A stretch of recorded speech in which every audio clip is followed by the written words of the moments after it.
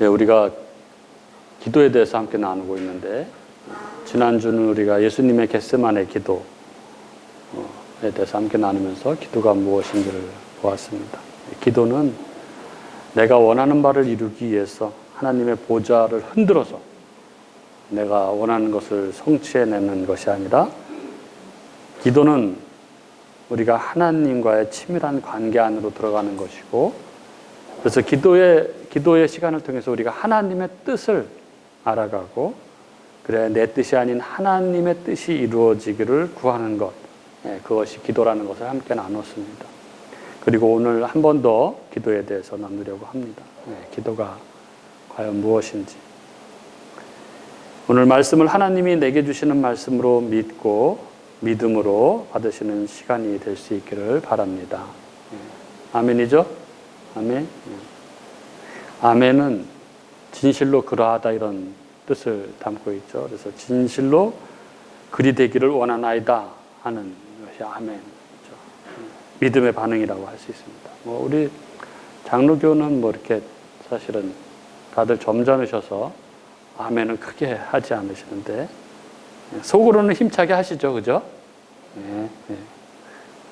하나님 말씀을 아멘으로 받는 것이 중요합니다. 한 시어머니가 자식을 계속 임신하지 못해서 애를 태우는 그 며느리를 데리고 목사님한테 안수기도 부탁을 해서 기도를 받으러 교회에 가면서 이렇게 얘기했다고 합니다.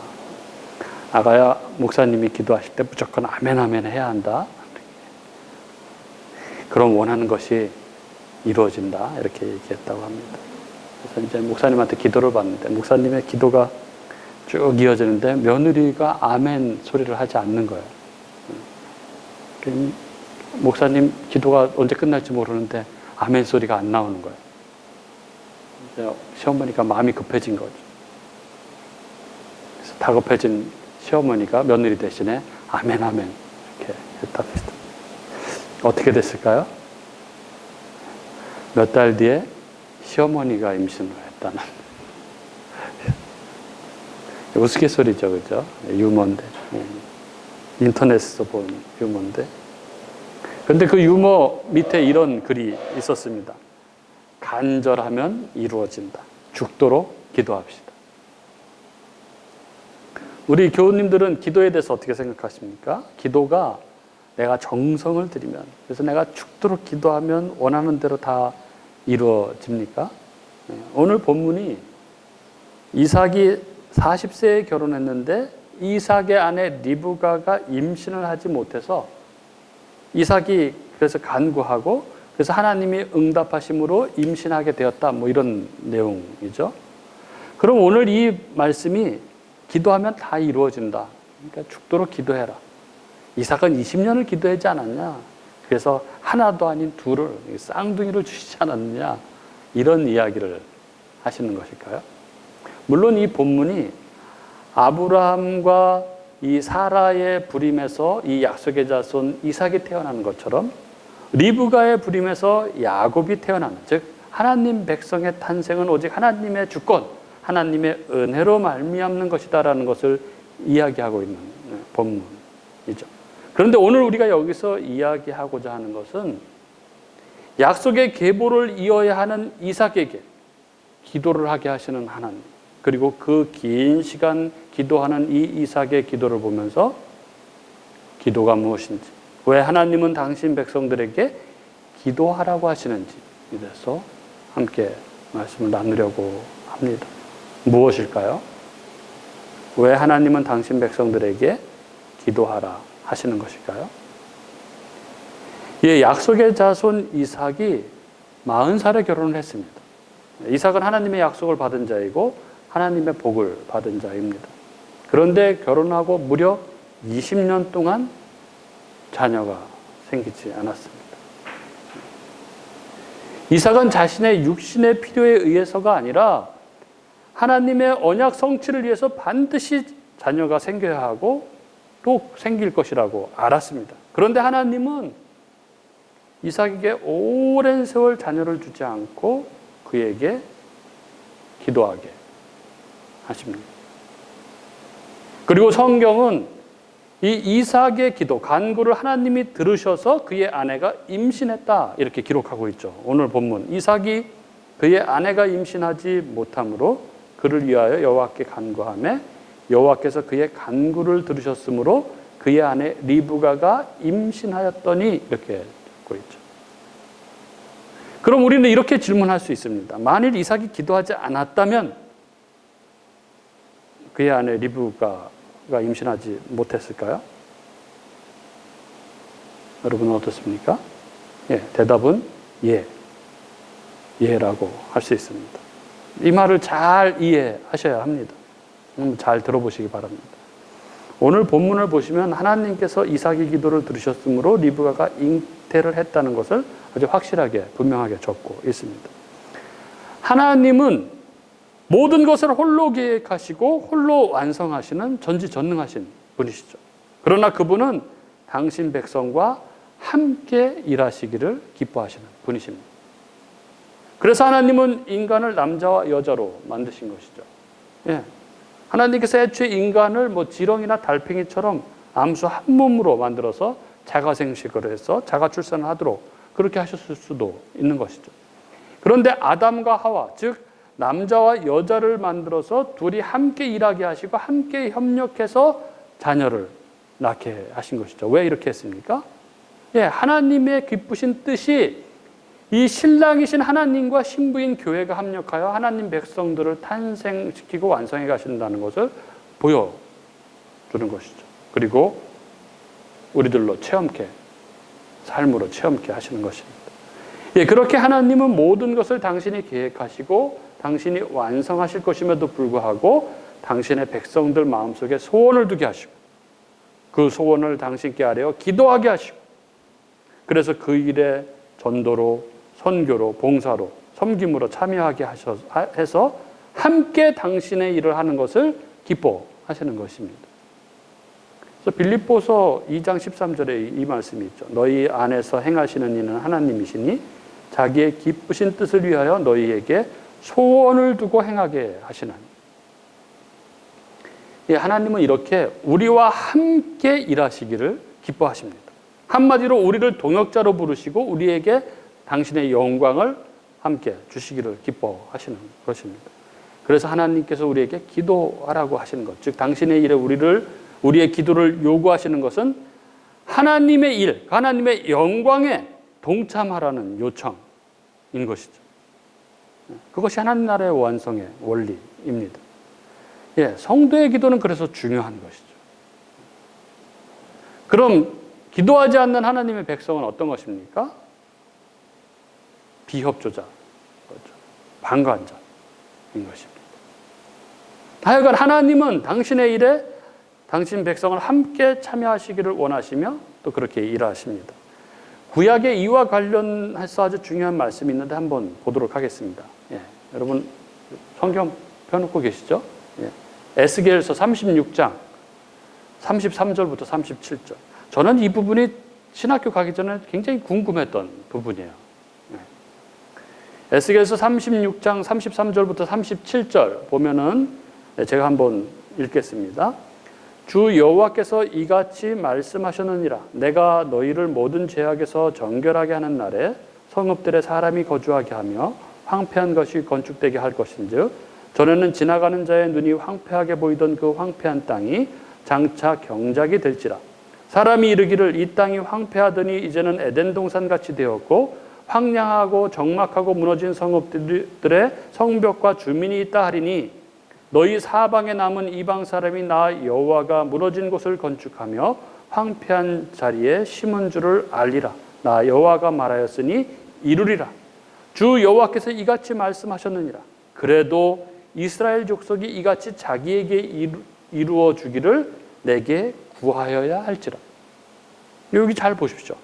하나님은 당신께서 계획하신 일을 반드시 완성하십니다. 그 일은 우리의 요구나 간청으로 바뀌는 것이 아니죠.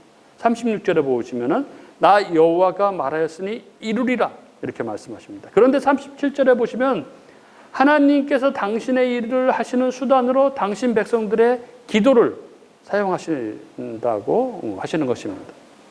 그래도 이스라엘 족속이 이같이 자기들에게 이루어 주기를 내게 구하여야 할지라. 예, 이게 우리를 동역자로 부르시는 하나님의 요청입니다. 마찬가지로 하나님은 이삭의 후손이 하늘의 별처럼 바다의 모래처럼 많아지게 하실 것을 미리 약속하셨습니다. 그렇다면 굳이 이삭이 기도를 하지 않아도 그 일은 이루어질 것입니다. 하나님께서 말씀하신 것은 하나님께서 이루십니다. 그런데 그 하나님께서 이삭을 당신의 일에 부르시는 것이죠. 혹시 우리들 중에는 아닌데 하나님은 당신이 말씀하신 것을 후회하시기도 하시고 돌이키시기도 하시는데 이렇게 생각하시는 분이 계실지 모르겠습니다. 아닙니다. 그런 일은 없죠. 간혹 성경에 하나님께서 당신이 하신 말씀을 돌이켜 행하시는 것이 나오는 것은 하나님의 진심을 표현하기 위한 신인 동영론적인 표현인 것이죠. 그러니까 한마디로 우리가 알아듣기 쉽게 설명하려고 사람들의 이 감정과 행동처럼 묘사해서 설명을 하시는 것입니다. 예를 들어서 히스기야에게 사형 선고를 내리시고 그의 기도를 들으신 후에 그 마음을 돌이켜서 그의 생명을 연장시키신 일이 나오죠. 그것은 하나님께서 이 히스기야의 기도 때문에 마음을 돌이키신 것이 아니라 하나님께서 당신의 목적을 이루시기 위해서 그러한 방법을 사용한 것이지 원래는 그를 죽이실 생각이 없으셨던 것이죠. 이건 뒤에 설명을 하겠습니다. 그리고 가끔 하나님께서 내가 후회한다는 말씀을 하시는 것은 당신 백성들을 향한 사랑이 얼마나 크신 것인지를 강조하는 표현이지 정말 하나님이 그 결정을 후회하시는 말씀은 아니신 것이죠. 만일 당신이 하신 일에 대해서 후회를 하시고 그래서 막 수시로 돌이키시고 하시는 그런 하나님이시라면 우리가 그런 하나님을 어떻게 신뢰할 수 있겠습니까? 그렇게 우리 하나님은 당신께서 말씀하신 것은 다 이루시는 하나님, 신실하시고 전지전능하신 하나님이십니다. 그 하나님께서 그래서 이삭에게 기도를 하게 하십니다. 여기서 이삭이 기도했다는 것이 20년간 기도를 안 하다가 20년 만에 한 번 기도했다는 그런 의미가 아닌 것이죠. 그가 계속해서 전심으로 하나님께 매달렸다는 것을 의미하는 것입니다. 그는 아브라함의 약속의 자손이었습니다. 그의 씨가 하늘의 별과 같이 땅의 티끌과 같이 번성하리라는 약속을 받은 사람입니다. 그럼에도 불구하고 그에게는 20년 동안 자손이 없었습니다. 게다가 이 앞의 내용을 보면은 형 이스마엘은 벌써 12형제를 두었고 12방백을 이루었다고 그렇게 적고 있죠. 그럼에도 불구하고 언약의 상속자인 자신은 나이가 60이 되도록 자식이 없었습니다. 얼마나 답답했겠습니까? 그는 분명히 간절하게 기도했을 것입니다. 그리고 이삭이 기도의 사람이라는 것은 그가 리브가를 아내로 맞이할 때 그를 기다리며 광야에서 기도하는 모습에서 우리는 확인을 할 수 있습니다. 그는 기도의 사람이었습니다. 그는 아마도 20년 가까운 긴 시간의 간절한 기도를 하나님께 드렸을 것입니다. 그런데 어찌하여 하나님께서는 그에게 그처럼 오랜 시간 아들을 주지 않으셨을까요? 왜 하나님은 그 20년간의 기도를 들으시면서 침묵하신 것일까요? 그것은 이삭으로 하여금 자신의 능력과 자신에 대한 믿음을 부인하도록, 내 힘으로는 아무것도 할 수 있는 것이 없구나, 나는 아무것도 아닌 그런 존재구나 하는 것을 결국 인정하도록, 그래서 하나님의 은혜만을 구하는 자로 성숙시켜 가시기 위해서 그러신 것이죠. 따라서 우리가 가끔 겪게 되는 이 하나님의 침묵의 시간, 그래서 하나님 앞에 우리가 엎드릴 수밖에 없는, 그런 어찌 생각하면 암울하고 고통스러운 그런 상황과 환경은 때때로 당신의 백성들에게 그 하늘의 풍성한 복을 주시기 위해서 우리를 만들어 가시는 하나님의 시간이라고 해도 과언은 아닐 것입니다. 그 시간을 통해서 하나님께서는 당신 백성들을 아주 아름답고 예쁘게 믿음의 사람으로, 고귀한 믿음의 사람으로 빚어 가시는 것입니다. 아까 제가 히스기야의 기도에 대해서 말씀드렸는데, 하나님이 애초에 히스기야를 그때 죽이실 생각이 없으셨다고 그렇게 말씀드렸죠. 하나님은 히스기야를 이사야서 38장에서 죽이실 생각이 없으셨습니다. 남유다가 아수르 병사들에게 포위되어서 백성들이 인분을 먹고 있었을 때에 남유다 왕 히스기야가 죽을 병에 걸려서 통곡을 하며 하나님께 기도를 합니다. 그래서 그의 수명이 15년이 연장이 되죠. 그러나 사실은 그 때문에 히스기야 수명이 연장된 것이 아니라 히스기야의 수명은 원래 54세였던 것이죠. 왜냐하면 히스기야가 39에 죽을 병에서 회복되어서 42살에 므낫세를 낳습니다. 그런데 그가 만약 죽을 병에 걸렸을 무렵인 39에 만약 죽었다면 그 전에 하나님께서 말씀하신 유다의 후손으로 메시아가 올 것이라는 하나님의 언약은 다 무효가 되어버리고 마는 것이죠. 따라서 원래 히스기야는 므낫세가 태어나기 전에는 죽어서는 안 되는 그런 운명이었던 것이죠. 그런데 하나님은 히스기야에게 죽을 병을 허락하시고 그 병을 그가 기도함으로 그 병을 고쳐주시는 사건으로 마치 당시 메시아와 같은 평가를 받고 있던 그로 하여금 히스기야로 하여금 자신이 얼마나 무력한 존재인지를 직시하게 하시고 그래서 하나님의 은혜만을 구하는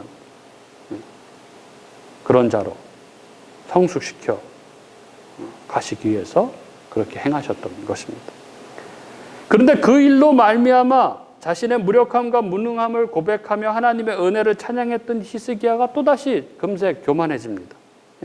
바벨론 이 왕, 이 무로닥 발라단의 사자들에게 그 왕궁의 보물창고와 무기고를 다 보여주면서 자랑을 한 것이죠. 금세 교만해진 것입니다. 그래서 그 얘기 이사야 선지자를 통해서 39장에서 드디어 이스라엘의 바벨론 유수, 이스라엘이 바벨론으로 포로로 잡혀가는 것을 명하시는 것이죠. 39장 6절에 보면 보라 날이 이르리니 내 집에 있는 모든 소유와 내 조상들이 오늘까지 쌓아둔 것이 모두 바벨론으로 옮긴 바 되고 남을 것이 없으리라 여호와의 말이니라 이렇게 말씀하시죠. 하나님은 당신의 계획을 무슨 일이 있어도 실패하지 않으시고 이루시는 분이십니다. 그래서 히스기야에게 죽을 병을 허락하셨던 것이고 그럼에도 불구하고 터져나온 그의 교만을 들어 유다를 바벨론 포로로 보내시는 것입니다. 그리고 그 바벨론에서 이스라엘이 예루살렘 이 시온을 그리워하게 하고 그 우상의 제단들을 헐게 하고 하나님을 온전히 섬기는 자들로 그렇게 만드셔서 다시 약속의 땅으로 복귀시키는 것입니다. 이 모든 것이 전부 다 하나님의 계획 속에 있는 것이죠. 그런데 그 일에 반드시 당신 백성들의 기도를 사용하시는 것입니다. 이렇게 모든 일이 하나님의 계획과 작정에 의해서 이루어지는 것이지만 하나님은 우리를 당신의 동역자로 사용하셔서 우리와 함께 기쁨을 나누시기 위해서 우리의 기도를 사용하시는 것입니다. 뿐만 아니라 그러한 기도의 시간을 통해서 그 암울한 고통의 시간, 침묵의 시간을 거치면서 당신 백성들의 그 모난 부분들을 다 쳐내시고 제약된 부분들을 다 쳐내시면서 우리를 거룩한 당신 백성으로 만들어 가시는 것입니다. 여러분, 기도는 우리의 무력함과 우리의 불가능함을 전제하는 행위죠. 우리가 할 수 있고 우리 앞에 있는 문제를 우리가 풀 수 있다면 굳이 기도할 필요가 없지 않습니까? 그냥 내가 힘으로 노력을 해서 해결하면 되는 것이죠. 그러나 하나님께서 우리에게 기도를 시키시는 이유는 그 일이 이루어졌을 때 이게 하나님께서 하셨구나 라는 것을 당신 백성들에게 알게 하시기 위해서, 인정하게 하시기 위해서 우리에게 기도를 요구하시는 것입니다. 그렇게 온전히 하나님을 의지하고 신뢰하는 자를 만들어 가시기 위해서 기도를 시키시는 것입니다. 그래서 기도하지 않는 사람만큼 교만한 자가 없다고 하는 것입니다. 그 사람은 하나님 없이 살 수 있다고 하는 것과 마찬가지인 것이죠. 기도는 그런 것입니다. 기도는 하나님의 작정과 예정 속에서 하나님이 계획하시고 이루실 일에 우리가 아무 공로 없이 숟가락 하나 얻는 것과 같은 것이죠. 그런데 하나님은 그러한 우리의 기도를 소중하게 사용하시고 우리를 동역자로 당신의 일에 참여시키시는 것입니다. 사역과 섬김이라는 것이 다 그런 것입니다. 하나님께서 하나님의 일에 우리를 참여시키고 하나님의 영광을 함께 나누시기를 원하시는 것입니다. 하나님이 우리의 힘이 필요하셔서, 하나님이 힘이 없으셔서 우리의 도움을 요청하시는 것이 아닌 것이죠. 사랑하는 우리 교우 여러분, 하나님의 일, 하나님 나라는 하나님이 홀로 계획하시고 하나님께서 홀로 완성하십니다. 그분은 전지전능하신 분, 우리를 향하신 당신의 계획을 반드시 다 이루시는 분이십니다. 우리 안에서 시작하신 그 선한 일, 구원을 그분은 반드시 완성시키실 것입니다. 그런데 그 하나님은 우리의 삶 가운데 너무나 고통스럽고 지리한 침묵의 시간, 우리에게 기다림의 시간을 허락하십니다. 그래서 우리를 당신 앞에 엎드리게 하시죠. 기도하게 하십니다. 그리고 하나님은 그러한 기다림의 시간, 하나님의 침묵의 시간을 통해서 우리를 만져 가십니다. 우리의 인격과 이성 속에서 우리가 하나님을 올바로 인식하고, 그래서 이제 다시는 하나님의 은혜를 떠나서 불순종하는 삶을 사는 자가 되지 않도록 우리를 만들어 가시는 것입니다. 느헤미야 9장에 보시면 이 이스라엘이 바벨론 포로에서 돌아올 때 이스라엘은 진심으로 원하는 참회의 기도를 드리죠. 그들은 그들 공동체의 죄를 자신의 죄처럼 슬퍼하면서 참회하고 조상들의 죄마저도 하나님 앞에 다 내어놓고 용서를 구합니다. 그리고 우상을 버리고 순종의 삶을 살겠다는, 만일 그렇게 살지 않으면 다른 나라의 종으로 보내시라는 그런 결단의 기도를 드렸습니다. 그 기나긴 기다림과 침묵의 시간이 그들로 우상의 제단을 다 부숴버리도록 한 것이고 그들을 진심으로 회개에 이르도록 한 것입니다. 사랑하는 우리 교우 여러분, 믿음은 그래서 어찌 보면 기다림입니다. 그 기나긴 기다림의 시간 속에서 흔들리지 않는 소망을 붙들고 하나님 앞에 엎드리고 하나님을 붙드는 것입니다. 이삭이 20년을 초조해하면서 자식을 기다렸던 그 시간은 하나님께서 이삭을 만지시는, 세심한 손길로 이삭을 만지시는 시간이었습니다. 그 기다림의 시간, 그 침묵의 시간은 자신의 아버지 아브라함에게 주신 그 하나님의 언약이 반드시 이루어질 것임을 믿음으로 붙들고 기도한 시간, 그래서 그를 거룩한 하나님의 백성으로 만들어 가신 하나님의 소중한 시간이었던 것입니다. 그리고 이렇게 기다림의 시간, 이런 기도의 시간을 가진 사람, 이렇게 기도 가운데 믿음이 성숙해 간 사람들은 그 모습부터가 다르죠. 그 모습부터가 다릅니다. 그리고 모습뿐만이 아니라 그의 삶의 모습도 다른 것이죠. 그래서 그들은 그들의 기도대로 하나님이 응답해 주시지 않으셔도 그것 때문에 하나님을 원망하거나 시험에 들지 않습니다. 오히려 평강과 감사가 그들 삶에 넘치고 그들 삶에 고백되고 하는 것이죠. 제 기억에 남는 사람 중에 저랑 동갑인데, 그래서 결혼을 저보다 한 2년 정도 빨리 한, 그래봐야 40이 넘어서 결혼한 거죠. 뭐 늦게 결혼한 사람들은 자녀가 금방 생기지 않는 경우가 많습니다. 저희는 그래도 금방 생긴 편이죠. 근데 이 부부가 결혼을 우리보다 한 2년 정도 먼저 했는데 아기가 안 생기는 거예요. 이 부부가 교회에서 굉장히 먼 데 살았는데 그 먼 거리를 매일 새벽에 새벽 기도를 교회로 다녔습니다. 몇 년 그렇게 제가 본 것만 몇 년. 근데 아이가 생기지 않았습니다. 끝내 하나님이 아이를 허락해 주시지 않았어요. 근데 놀라운 것은 그 부부가 그 시간들을 통해서 얼마나 성숙해졌는지 모릅니다. 뭐 원망, 불평 이런 게 없어요.